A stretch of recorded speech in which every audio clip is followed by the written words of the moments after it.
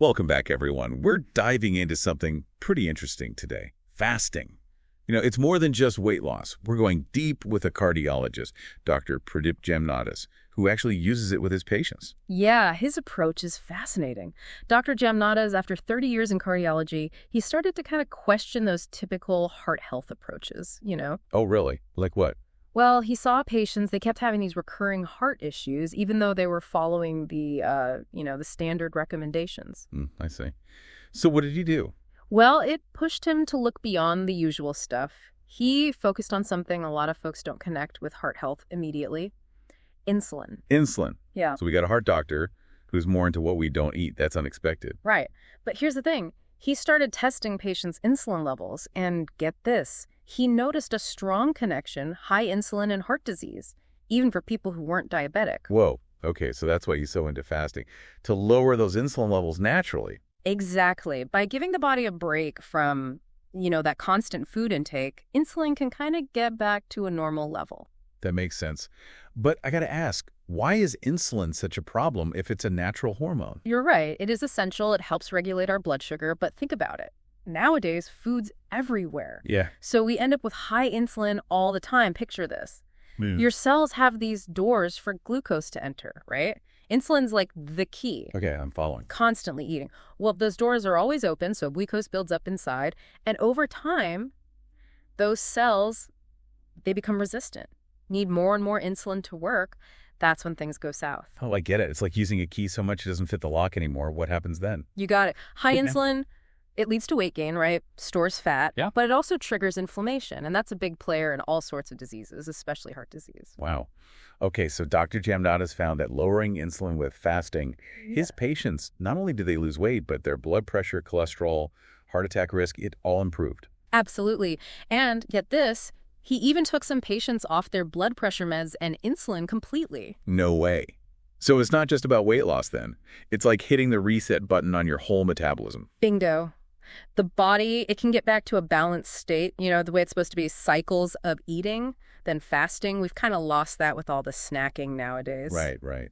I'm starting to see why he's so into this. But hold on, what about the other stuff you hear about fasting? Like, Yeah. is it really a fountain of youth for our cells? All that good stuff. He started with insulin and heart health, sure, but he found way more benefits to fasting than just that. Like, one of the coolest discoveries is autophagy. Autophagy, that's that, what is it, the cellular cleaning crew? How does fasting do that? And what does it actually do for us? Okay, so basically, fasting flips a switch in our cells. It's on saying time to conserve energy and clean up. So all the damaged parts, proteins, even bad stuff gets broken down and recycled. It's cellular rejuvenation, makes things efficient, like decluttering, but like microscopic. So we're not just burning fat, we're renewing our cells. That's wild. It is, and there's more.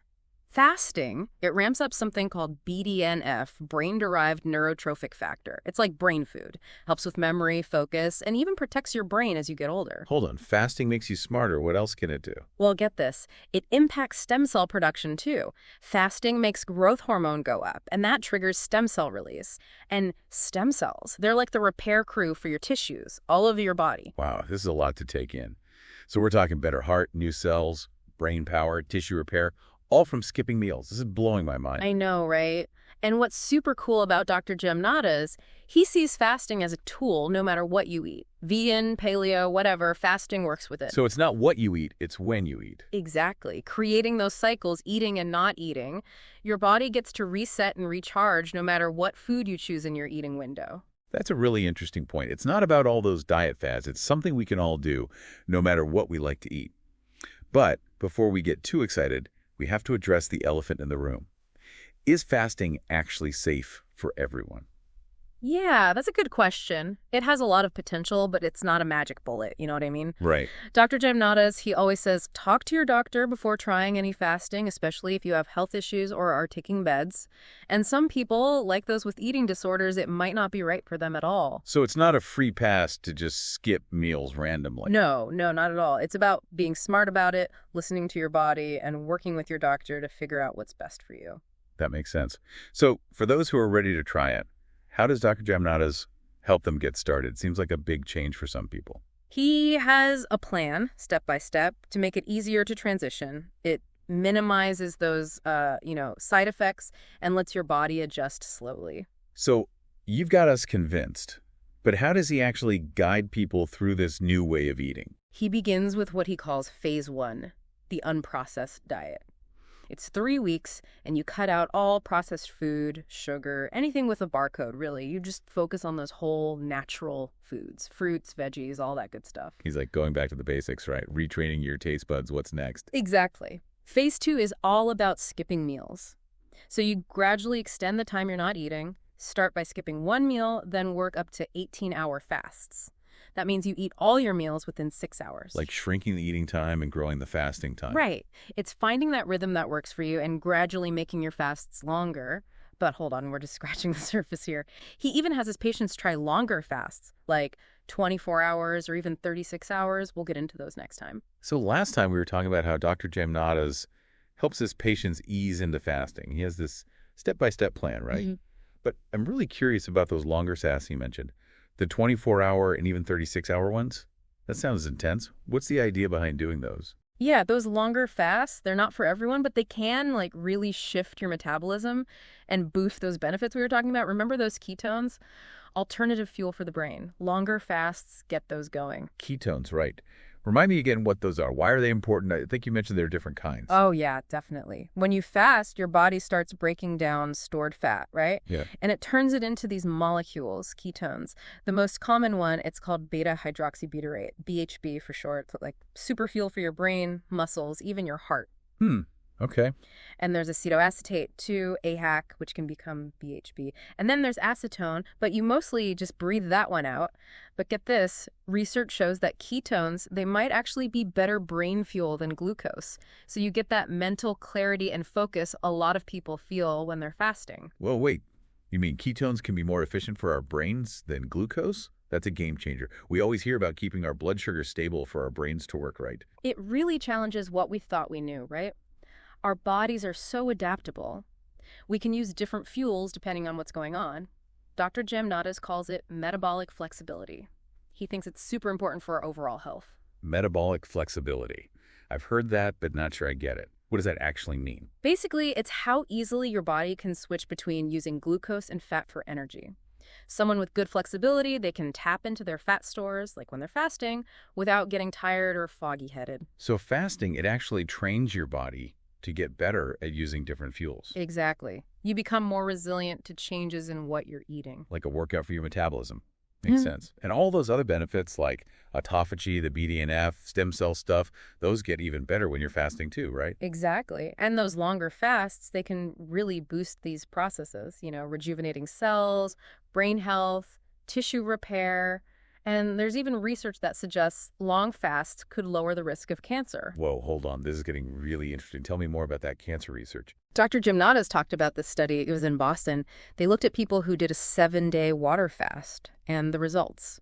Their lifetime risk of cancer went down significantly. It's still early research, but it's pretty amazing to think about. Wow, I had no clue fasting could have such a big impact on something as serious as cancer. Mm-hmm. It's wild that just not eating could do all this. But if these longer fasts are so great, why aren't they more popular? That's a good question. It's probably a few things. Our culture, it's all about food, right? We're always told to eat, eat, eat. So intentionally not eating for a long time, it can seem strange, even extreme. It does go against everything we're told, Yeah. But there's got to be more to it than that, right? Oh, definitely. Fasting, especially the longer ones, they can be tough. Physically and mentally, it's a challenge. You need discipline and a willingness to be uncomfortable for a bit. It's not the easy way out, for sure. But maybe that's part of what makes it so powerful. I think you're right. When you overcome those challenges, you push past your comfort zone. It's really empowering. You realize you have the power to choose how you deal with food, not just give in to cravings or what everyone else is doing. That's a good point. It's not about willpower or deprivation. It's about being mindful, aware. You start to notice your body's signals. You learn the difference between real hunger and just eating out of habit or emotions. Exactly. And Dr. Jamnadas talks about how that awareness goes beyond food, He's seen that fasting can lead to more mental clarity, better focus, and a feeling of calmness. Really? Most people would think they'd be grumpy and distracted without food. It does seem counterintuitive, doesn't it? But it's like fasting gives you space to think and look inward. This is all pretty amazing. We're talking about a whole new level of health here. Yeah. But let's go back to those longer fasts. Dr. Jamnadas mentioned a 3-day water fast. What does that actually involve? And what kinds of benefits has he seen with that? So a 3-day water fast, like it sounds, no food for 72 hours, just water. That's definitely advanced. You got to prepare and be careful, especially if you're new to this. Dr. Jamnadas uses it with some of his patients for, like, therapeutic reasons. And he's seen crazy good results, not just physically, but mentally and emotionally, too. Tell me more about those mental and emotional benefits. Remember that phrase he uses, I am not the hunger? Fasting helps us separate from those impulses, that feeling of, like, being controlled by cravings. Right. We can learn to just observe those feelings without reacting to them automatically. Exactly. It's self-mastery, realizing we don't have to be slaves to our appetites. And that awareness often spills over into other areas of life, helping us make better choices overall.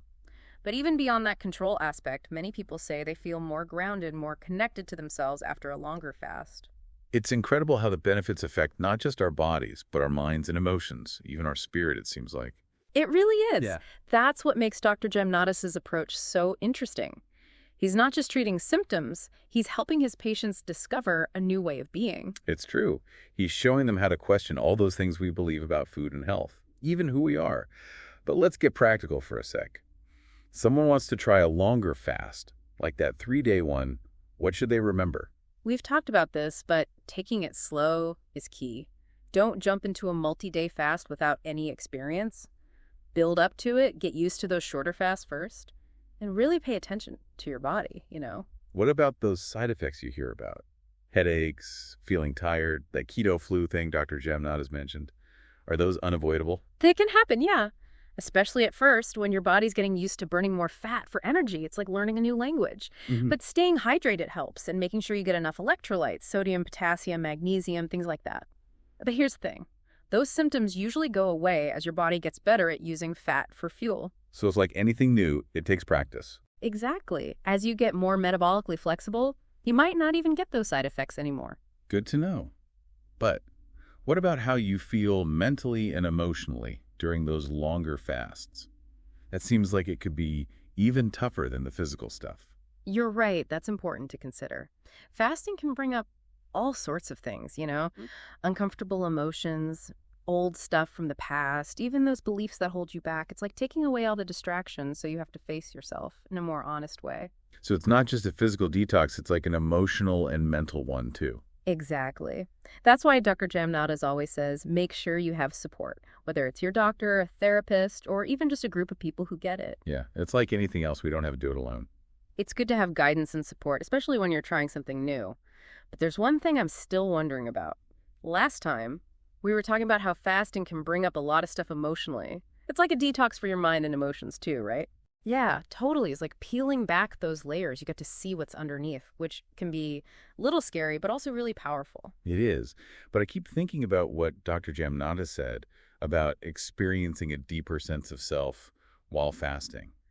What do you mean by that, do you think? That's such an interesting part of it, right? Fasting, it's not just about the physical stuff, like losing weight or getting healthier. It's like connecting to a part of yourself that's deeper, beyond just your body or your thoughts. You mean like something almost spiritual? Yeah, exactly. Lots of spiritual traditions, they've used fasting for a long time. It's a way to find inner peace, clarity, and connect to something bigger than yourself. So it's like by not focusing on food, all that external stuff, we can actually hear our inner wisdom. Exactly. When we remove those distractions, the constant need to eat, all the things bombarding our senses, we can finally tune into a deeper awareness. Like hitting pause on the outside world so we can hear what's going on inside. I'm starting to see why Dr. Jamnatas thinks fasting is so much more than just a diet. It's like a tool for self-discovery, for changing who you are. It really is, and I think that's what makes his message so powerful. It's not about some quick fix. It's an invitation, to explore, to find that strength and resilience within yourself. A journey that goes beyond the physical, into your mind, your emotions, maybe even your spirit. But how can our listeners start to approach fasting with that mindset of exploration and self-discovery? What advice would you give? Well, I think the most important thing is to be open-minded, curious. Don't think of it as punishment like you're depriving yourself. It's more about listening to your body, paying attention to what's happening inside. It's about that mindfulness we talked about, noticing your thoughts, feelings, and what your body's telling you. Yeah, exactly. And when you start tuning in to those subtle signals, you might be surprised by what you find. You might discover strength you didn't know you had, a deeper connection to yourself, a sense of peace and clarity you never thought possible. It's amazing to think about what we might find, right? But before we wrap up this deep dive, I have one last question for our listeners. It takes what we've been talking about and goes a bit further. Ooh, I like that. What are you thinking? We've been focusing on how fasting can transform us individually, right? But what if, like Dr. Gemnata suggests, this is just the beginning. What if, when we change ourselves, it can actually create a ripple effect and change our whole society? Now that's a powerful idea. Imagine if more people started realizing the benefits of fasting, questioning what we believe about food and health. Could that be a catalyst for a real shift in our culture? It's certainly possible. As more people experience these benefits firsthand, reclaim their power, and reconnect to their inner selves, maybe those changes will start to spread. What if mindful eating became the norm?